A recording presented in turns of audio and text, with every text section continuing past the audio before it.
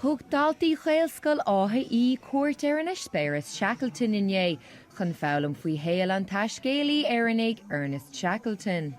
Cuireadh tús le clór nua de chaltaí bunscoile san ionad le deireanaí, agus béimar le scéalta Ghrianghraif agus na déantáin éagsúla a bhain le taiscéalaíocht Ernest Shackleton. Tá an seo inniu chun píosa níos mó a ealaim faoi Tom Crean agus Ernest Shackleton. Bhí a longaní bhíochtaí spríú lán agus bhí a lán sprí a gcuin.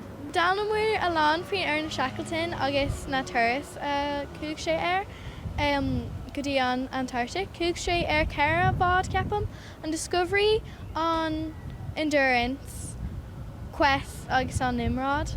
Bhí an turais idir gníomhach agus bhí sé anna spríú agus simú. Bhí féidir linn sláán a hairint agus bhí sé anna trom.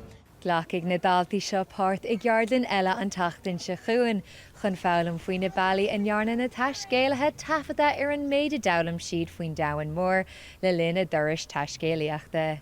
Áine Humphreys, Nuacht Cúla4, Kildara.